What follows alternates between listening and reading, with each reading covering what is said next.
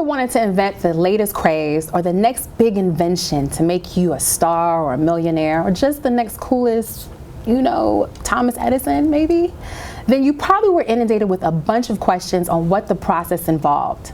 Well, for one student at North Shore Hebrew Academy High School, Will Shakin, he had the same questions. And that turned into something phenomenal, this book.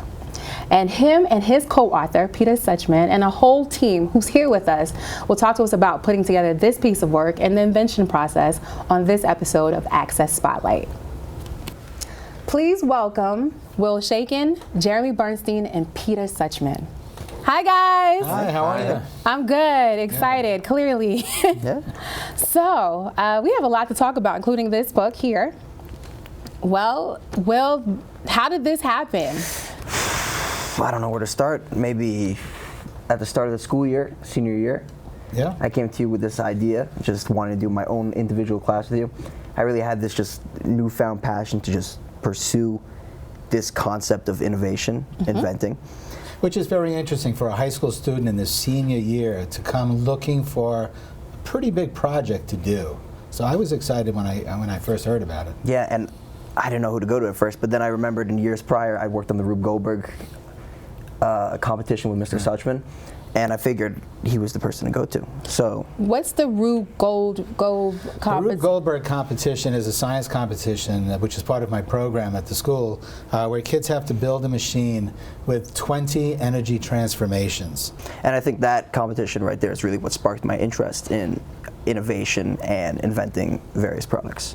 Okay, so you have this just random, I want to innovate, I want innovation. Yes. You find the source. Well, he went to Dr. Vitow and said, I'd like to find time in my schedule. So Dr. Vitow, being a very, very skilled administrator, was able to build a schedule for Will where we could see each other 3 periods a week without any distractions. There were no other kids scheduled, so it was a one-on-one situation, which for a teacher is very rare.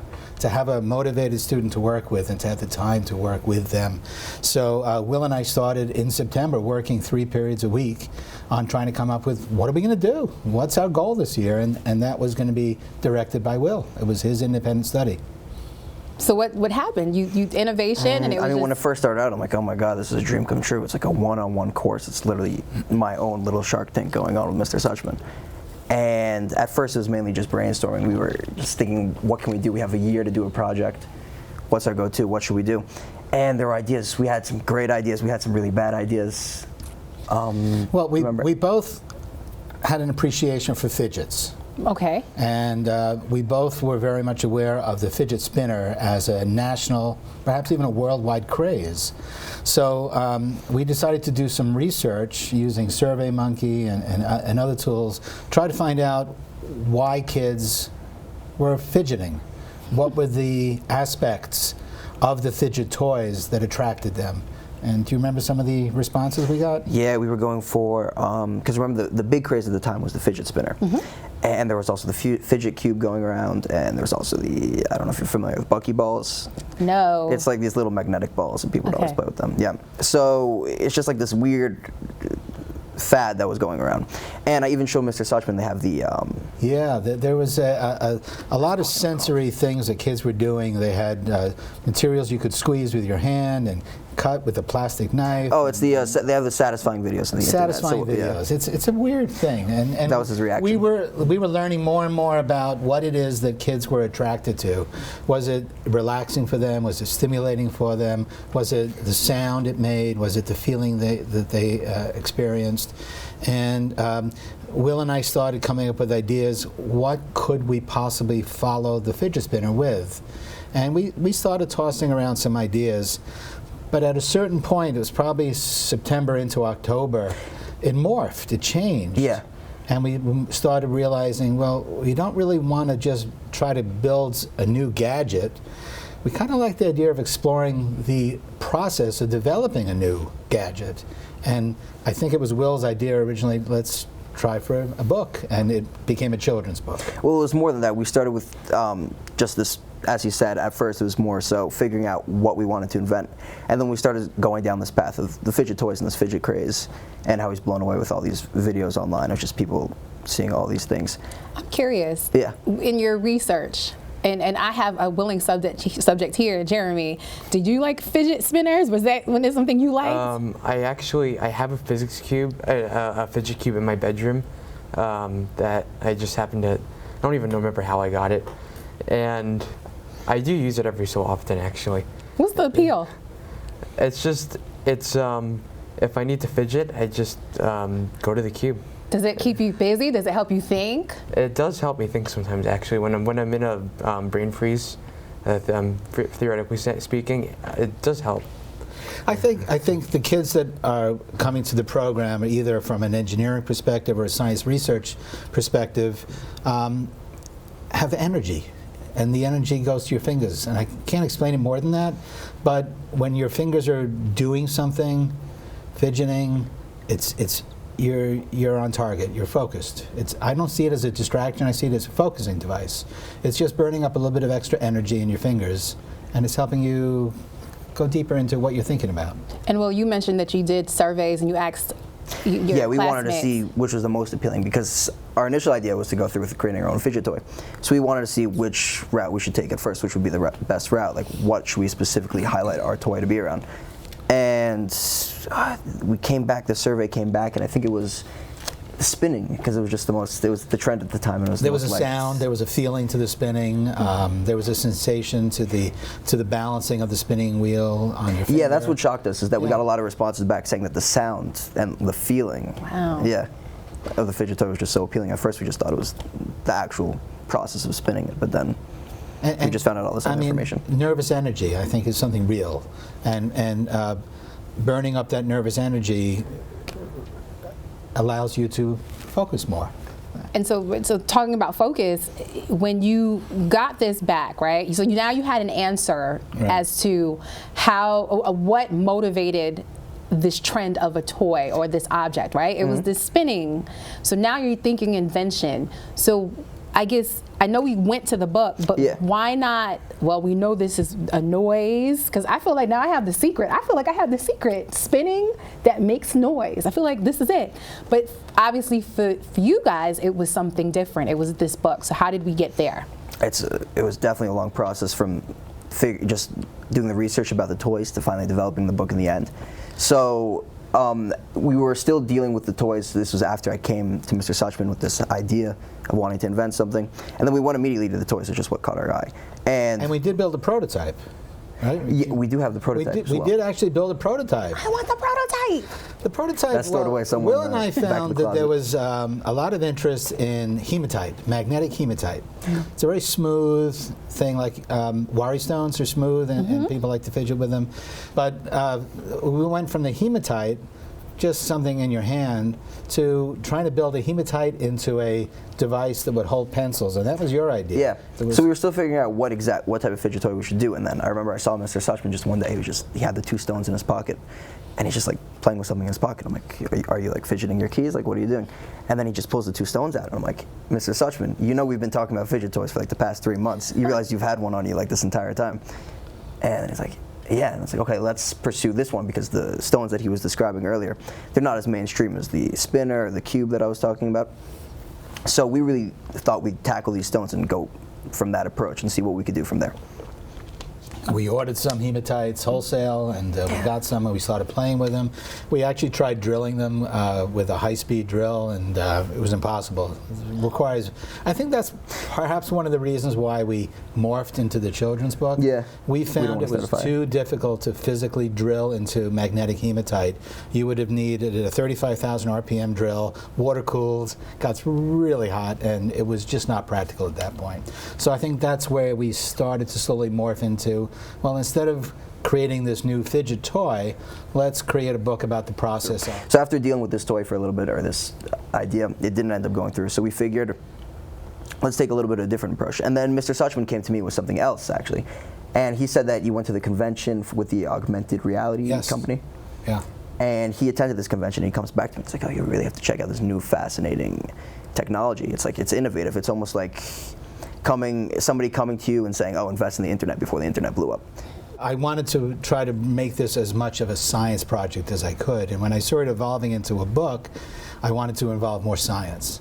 But before we even get to that, because there's a lot to unpack in here, Right. and I'm telling, there's a lot to unpack. And part of that is, let's talk about Fiona in general, Fiona's Fidget. How do we get to, who's Fiona? What is she trying to accomplish in life? Do I need to get on her level? School me, pun intended.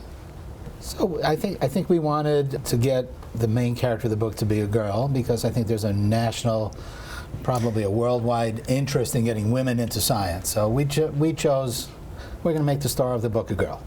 We're going to make her journey into the world of science using the scientific process to explore some of the things that we had done, to do a survey. So we did a survey, she does a survey. She goes shopping for materials, we went shopping for materials, and she develops a prototype, we developed a prototype. And so Fiona kind of paralleled our journey leading up to the book. So this is how almost the two ideas came together. So we had the idea for the fidget toy at the very beginning, and then Mr. Suchmann came to me with this idea for augmented reality. And then out of nowhere, it all kind of, we were just talking, we were brainstorming one day during class, and everything just, I think it just clicked. It was almost like one of those moments you see in a movie where like the light bulb pops up and everybody just goes, wow.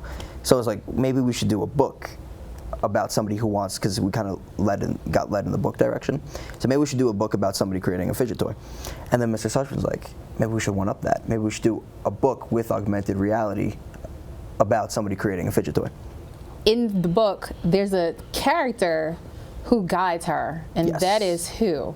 That's Mentor Man. Tell me about Mentor Man, Will. So like Mr. Suchmann said, that the book is very based off of reality, and how Fiona took the survey just to see what was going on, and Fiona created her own little fidget.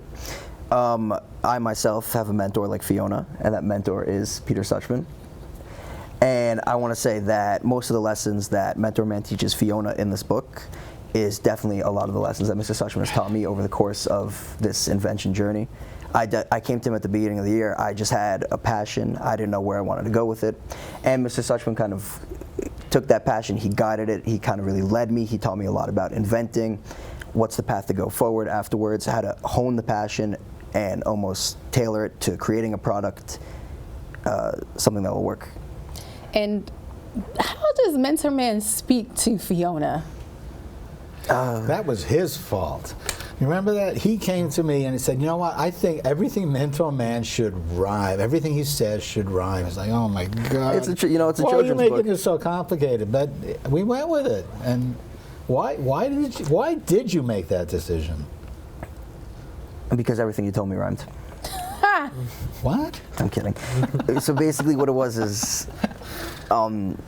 it's a children's book, and while there is a very educational lesson behind the book, but at the same time you simultaneously do need definitely a little quirk to it, and appeal, something that'll really take children, grab their attention, and bring them in. So you'll see with the videos also that we have Mentor Man rhyming as well.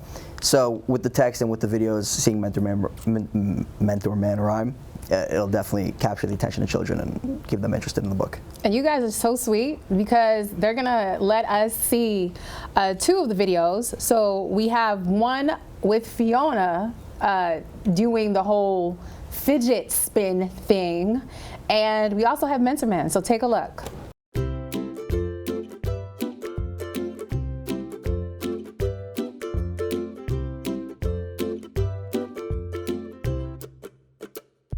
Look at how many people have their own fidgets. Everyone really likes them. Do you want to see a trick, Fiona? Sure. Watch this! Wow! How are you doing that? Teach me! Teach me! Maybe later, guys. I can't be late for class. I'm Mentor Man, and I'm here to say, if you want to be an inventor, you will find a way. Keep notes and make a realistic plan, work hard, and learn as much as you can. Find a mentor and never ever give in. Your invention will follow, and you will win. So what did you guys think? I thought it was great. What did you think when it came to life? I think I'm speechless. I was blown away. Yeah. unlike anything I've ever seen before. Yeah. Let's talk about the whole AI and Jeremy. This is all you here. You giving skills and you turning this into life. I mean, how do I even know if I'm real right now? Welcome to the Matrix. So how did you hook up with Mr. Suchmann and Will? And I don't think this is a stamp. You actually had to code this. So break that process down for me too. Well, firstly, I've known Mr. Suchmann. I transferred to North Shore Hebrew Academy High School at the middle of my sophomore year, which is just about last year. And that's when I met Mr. Suchmann. And I really got to know him through science research. I had science research with him 3 days a week.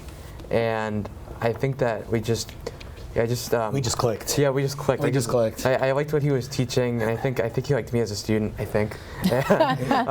This is my left hand. This is my right hand. So one day, Mr. Suchmann came to me with this, asking me to do the zap codes for this book, or really just bring it to AR. We didn't know about that at that point.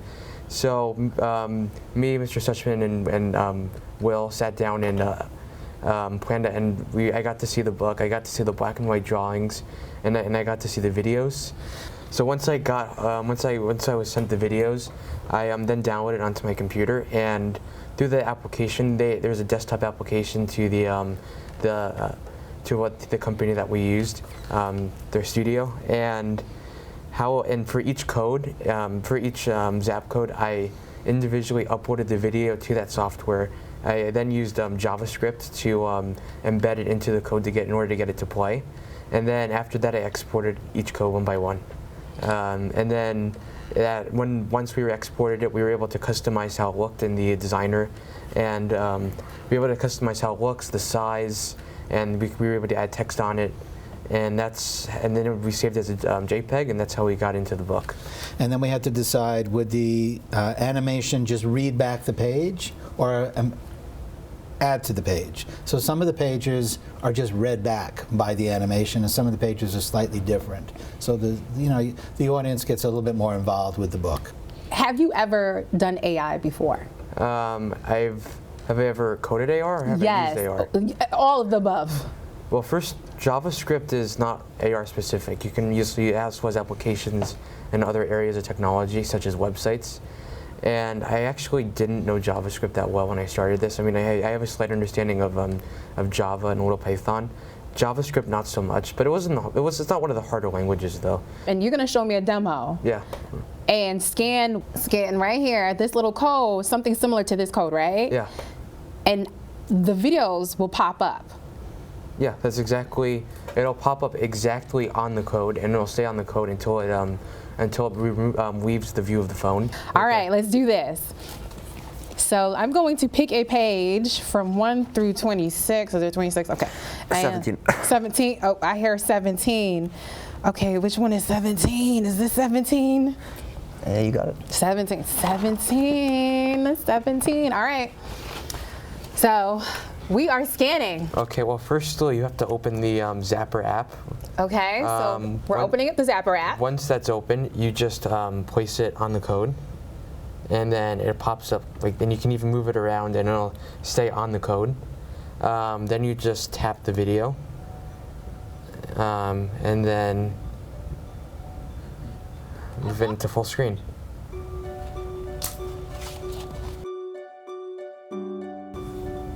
I wonder if everyone agrees with what my friend said at lunch.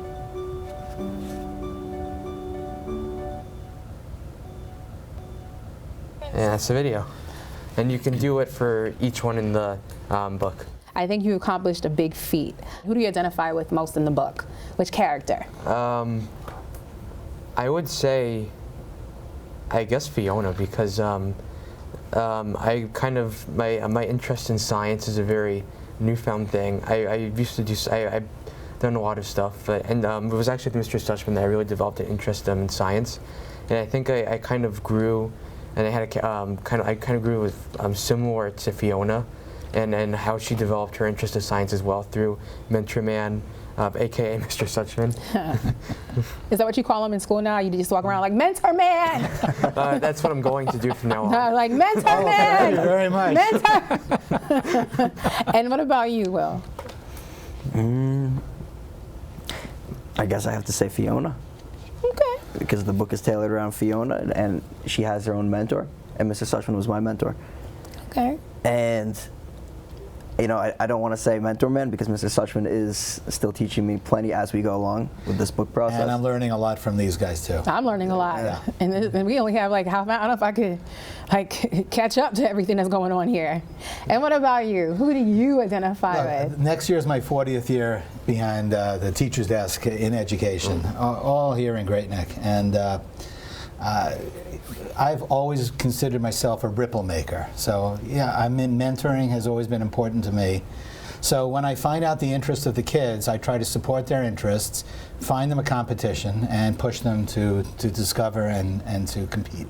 So I'm a mentor. I'm always searching for mentors. And as I said, 40 years in the classroom is a long time, but I love it. I love it. Okay. Yeah. I told Mr. Suchmann the same thing, that the opportunity that we had was literally like a once-in-a-lifetime opportunity. And look what came out of it. And if every kid had this same opportunity, I really think that they can accomplish a lot. Yeah, we things beyond dedicated the streams. book to Dr. Vital, the principal of North Shore Hebrew Academy High School, because of his ability to individualize programs for students so that they get the maximum benefit of the 4-year stay at the high school. So now that we have this book, before we sign off, now that you know the invention process, are there any inventions on the horizon Yes, coming up? there are a few actually. Tell Yeah, me. some that are being I developed get right lots now. of actually. emails from him. Yeah, but I yeah, don't- I'm still asking What every about you? single Are you day. going to spill to the audience? Oh, that's amazing. Thank you so much for asking that question. So I have 2 products that I'm, 3 that I'm currently developing. Just three, folks. He only has 3 products that he's coming up with. As you said, I'm always bugging him all the time about it. So I love it. yeah. So the first product I have is a quote changing poster. So it's- What changing poster? Give me that. I got you. So basically, it's something you can put on your wall, put on your desk, and it's a poster, and it displays quotes with like a nice background on it. Ooh. So like you could set it so like every 12 hours you wake up, you see a nice quote. You know, you can start your day with Winston Churchill, and end your day with Albert Einstein, whatever works best. And the second project, this is more so. Well, there's also one that's out here. Talk about that a little bit. Is basically it's a hat, and it has a little screen at the top of it, almost Okay. built in. So, but I know what you're thinking. It's probably not like the most stylish thing in the world, but Keep going. but we're developing it in a way where it's going to be mixed in and it's going to look very nice. So basically, people are always like, if you go to Lids, you can see hats that are $45. So you could see somebody buying spending $45 for a Yankees hat, $45 for a Mets hat, and it adds up over time. So what if you had a hat, nice style, something you'd wear when you're going out anytime, and it could display any logo you want, anything. Hey. Yeah. Very clever.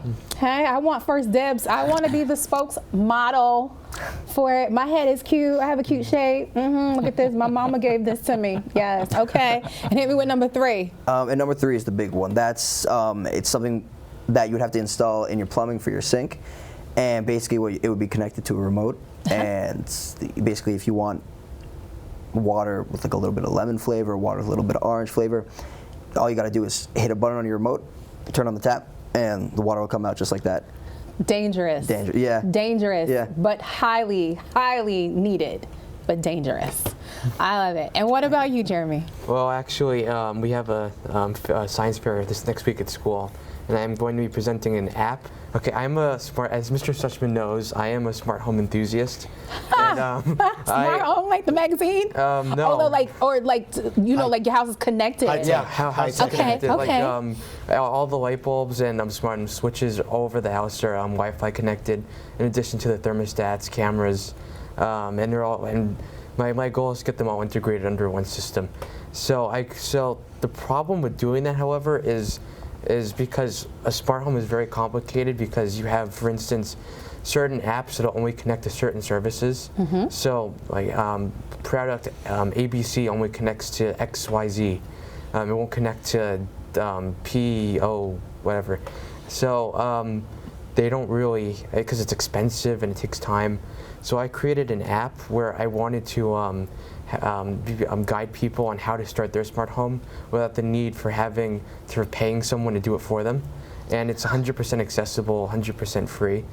And It's free and accessible. as a future project, however, my favorite app for managing these devices is actually no longer because it was bought by Comcast, and they're ditching their app.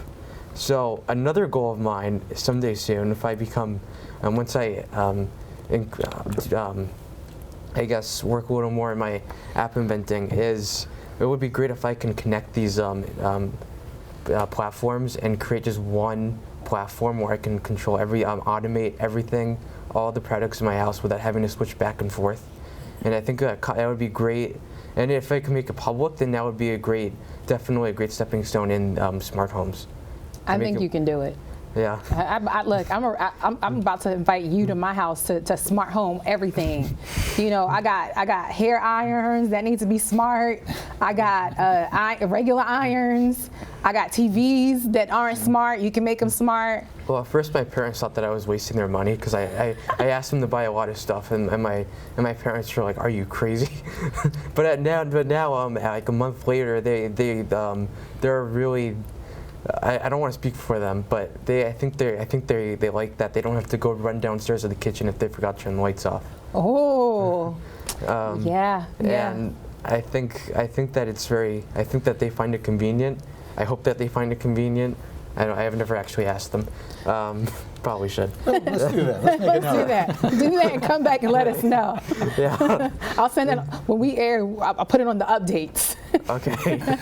So tell me what's next. So for me, I've been involved with many businesses. After I retired from Great Neck Schools in 2010, I went into the 3D printing business. I got into it a little too early, but 3D printing is a big part of my interest. So we have 4 3D printers. We want to build prosthetic hands for kids at our school and have the kids involved in that. My 40 years in education is only beaten out by my 50 years being a magician, and I had a business for many, many years called Magic Moments with Class. We did a couple of shows here with Bonnie Graham years ago about that. And I want to get back into that and teach teachers how to use magic and illusion in the classroom. And I'm also working on a project which I don't want to go into detail with because I'd have to give everybody an NDA. But I want to take the concept of special education, a student with dyslexia perhaps, and I want a mainstream student to understand the frustrations that go along with special education. And I'm working on a project. I actually had some students doing research. He showed me it actually. It's pretty cool. That I want to create a device for teachers so that they can show the normal mainstream students some of the frustrations and facets of a special ed student who's working to compensate for the disabilities of dyslexia, dysgraphia, and so forth. So my mind does not shut down. I'm always writing down ideas. And next year in my program, we're going to put a larger concentration on the invention process, and as it parallels the science project process. How you come up with a new idea, how you come up with a new idea for a science research project. I'm going to bring them two together in my class next year. Should be a lot of fun. Wonderful things. Yeah. I give you an A for your science project, just so you know. It was coined here first. So we are running out of time, and I want to make sure that, as excited as I am, that everyone who's watching can find a copy of this book. So where is it available? So currently it's on Amazon, and we have it in 3 bookstores based out of Long Island. We have it in Barnes & Noble's Manhasset, Barnes & Noble's Carl Place, and we currently have it in the Book Review. It's a local bookstore in Huntington where a lot of local authors come and publish their works, and anybody can come down and check it out. And we're hoping to get it in more Barnes & Nobles throughout Long Island soon. And we're even trying to get into the public library as well. So I want to thank you guys for coming and sharing Fiona's Fidgets. I'm excited to hit the app and do some other things with this. So for my audience out there, for anyone who's watching, if you have any questions or comments, feel free to send us a note on our social media handles, all on the screen. Or if you have questions, you can email us at info@patv.org. Or if you have a really great idea or invention you want to share with us as well, feel free to send us a note. Again, we're really excited to have our guest here. I'm Carlene Lavelle, and I'll see you next time. Bye.